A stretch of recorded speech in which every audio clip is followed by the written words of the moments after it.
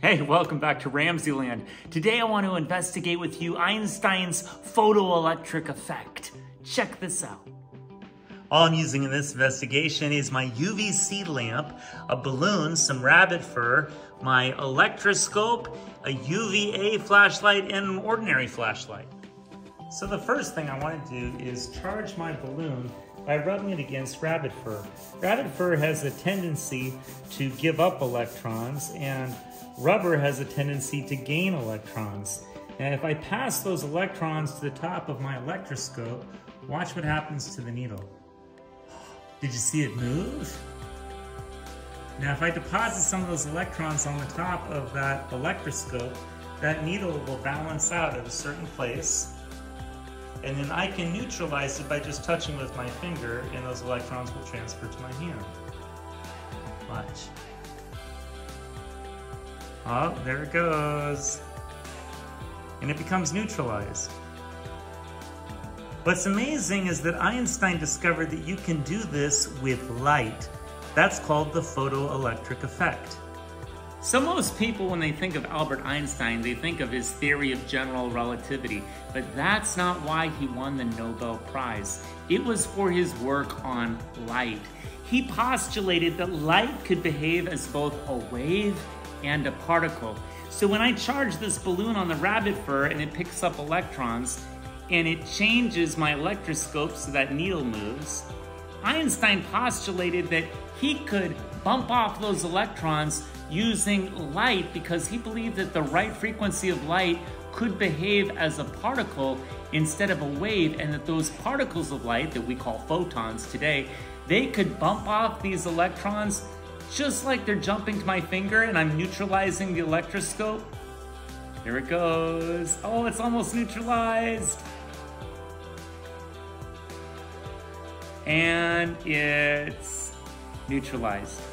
Einstein theorized that light, when behaving as a particle, could bump off those electrons just as well. And so we're going to use a special frequency of light that's called UVC. You may have used UVA lights like black lights before, but UVC lights have a really short wavelength, and it behaves more like a particle that can knock those electrons off and neutralize our electroscope. Check this out. Okay, so just like before, we'll charge our balloon with the rabbit fur, and we'll get it close to our electroscope, and you'll see it move. There it goes. Okay. Now we'll try to knock off those electrons with just a normal UVA flashlight. So you can see this is just normal black light. And I'm going to shine that and see if I can neutralize our electroscope.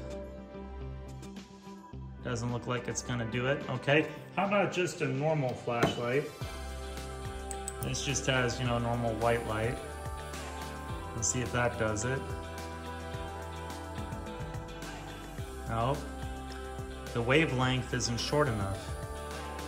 Okay, now we're going to use our UVC light, and you'll see how that really short wavelength behaves like a particle, and those photons can actually knock the electrons right off that plate. So here's our UVC light. I get a close look at that. Oh, look at that, it's neutralizing it. It knocked those electrons right off, and I didn't even touch it. Isn't that amazing?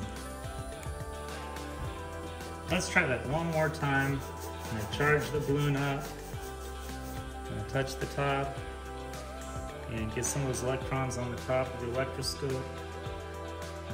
Okay. And then watch closely. I'm not gonna touch it with the light. I'm just gonna get close to it.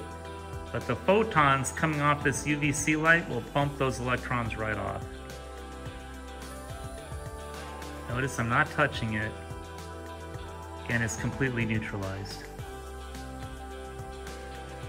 The photoelectric effect. One of the reasons I love this demonstration is because it captures Einstein's tenacity. He wrote his paper on the photoelectric effect in 1905. He was just working as a lowly patent clerk in Switzerland. It wasn't until 1921 that he won the Nobel Prize for his research on light behaving as both a wave and a particle. the photoelectric effect. So if you have a great idea or a great invention, stick with it because you never know what it might lead to. I hope you enjoyed today's edition of RamZland, and I'll see you next time.